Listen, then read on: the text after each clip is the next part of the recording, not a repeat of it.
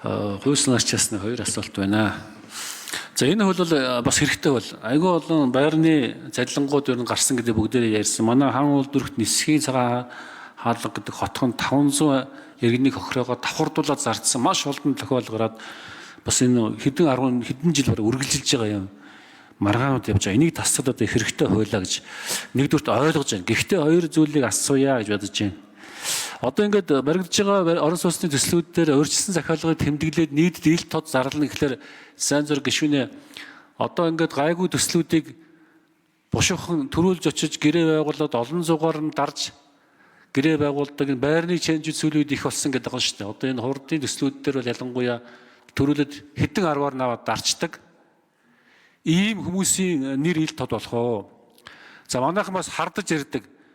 Гадныхын ерөөсөө хамаг байрны үн аваад орон сууцны өсгөөд байна. Ерөөсөө гадаадын иргэд ерөөсөө аваад дууслаа гэж яригддаг. Энэ зүйлүүд ил тод болох уу? За нэгт энэ асуултыг хариулж. Хоёрдугаарт дуусаагүй барилгын гэрчлэгийг авах нь битгий хэл дууссан барилгын гэрчлэгийг авч чадахгүй одоо газрууд олон байна. Одоо энэ тусгай хамгаалалттай газар одоо манай хаан улдүргийн замын урдуур Богд хаан уулын тусгай хамгаалалттай газар байшин барьсан маш олон барилгууд байгаа. Тэнд авсан иргэд зарим нь гэрчлэгээч авч чадахгүй нөхцөл байдал үүсдэг.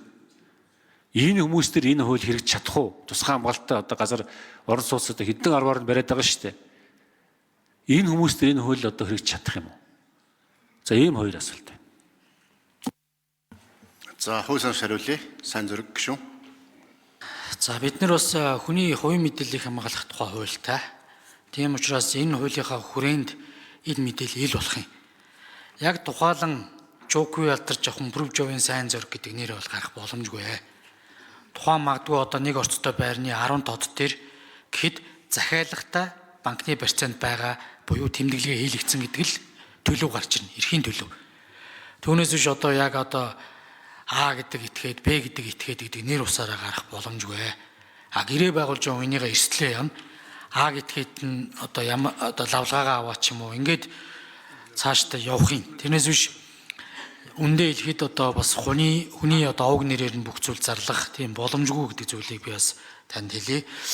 За яг энэ гадаадын байгууллагууд төвлөрж энэ төр надад бол яг тоон судалгаа алга зүгээр энийг хилцүүлгийн явцад бас эдийн засгийн одоо агшилттай холбоотойгоор бартерын юмнуудаас яваад аж ахуй нэгж байгууллагууд бие биендээ байгаа параметрээс солилцтол ингээл бас солилцдог. Энэ дээр нь одоо гадна дотны компаниуд орж ирэл бас барилгууд төвлөрөөд байгаа юм шиг ийм зүйлүүд бол байгаа юм билэ. Энийг би бас хилцүүлгийн явцад бас зарим одоо хүмүүс ч хэлээд байна. Ер нь одоо ийм байдлаар бас байрууд бас зарим хүн дээр ингээ ихээр орж ирдэг ийм зүйлүүд байгаа. Энтергээд бас хилцүүлгийн хувьд бол одоо хуульчид болон зарим энэ үйл хөдөлгөөнгийн одоо зуучлалын юмнууд бол хэлж илээ. За энэ дээр бол нэр ус ч гэдэг юм уу ийм зүйл бол байхгүй. За нэг одоо өөрийн нэр дээр маш олон орон сууцтай гэж бас хардталтууд байдаг.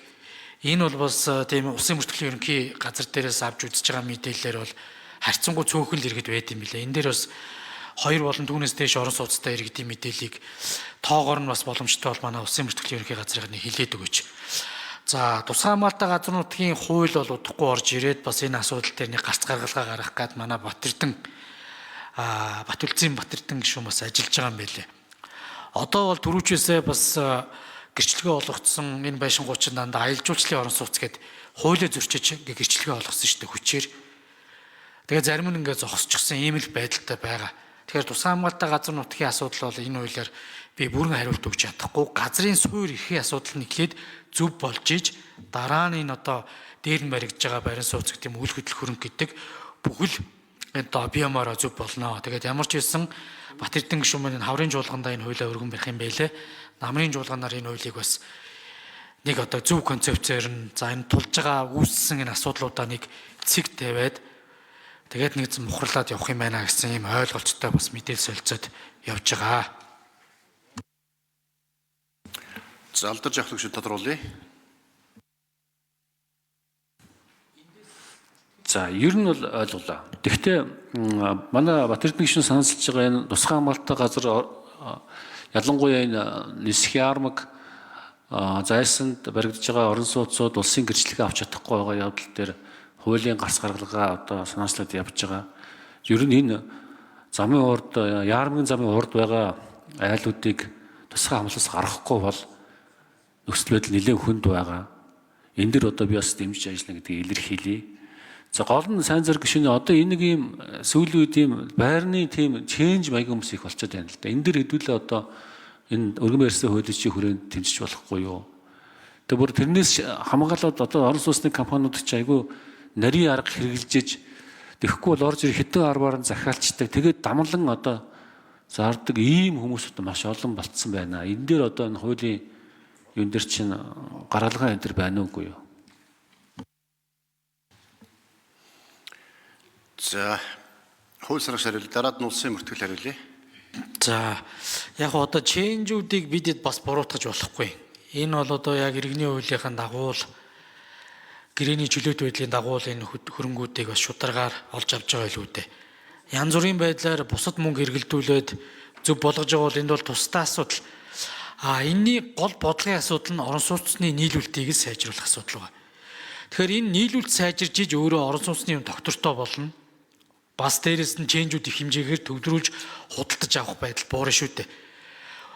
Миний байгаа мэдээлэлээр одоо орон сууцнд орыг ипотекийн зээлд хамар гэдгийг жилд 50,000 өсөлт гаргаж байхад дөнгөж 19,000 орон сууцал жилд ашиглалтанд орж байгаа байхгүй. Энэ эрэлт хэрэгцээнд дээр чинь бас тоглолт явж байгаа. Энэ дээр залим эхлэгчид бас тоглолт хийж байгаа. Ийм зүйлүүд байгаа. Тэгэхээр бас өнөөдөр сая мэдээ хараа сууж ийн улсын хурлын дарга бям цогт даргаад засгийн газраас бас орон сууцчлалтын тухай хууль өргөн барьж байгаа гэж ойлголоо. Энэ хуулиар бас нийлүүлэлтийг сайжруулах. За нийлүүлэлтийн цаана эргээд газрын харилцаа болон дид үтцийг л одоо шийдэж өгөх. За ажлын хэсэг хариулъя. 4 дугаар хэлбэр.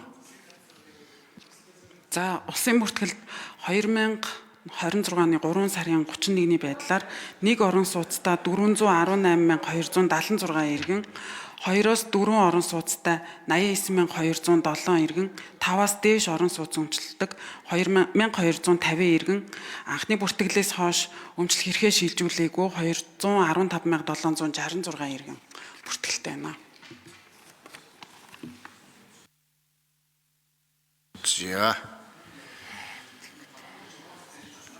За гишүүд асуулт асууж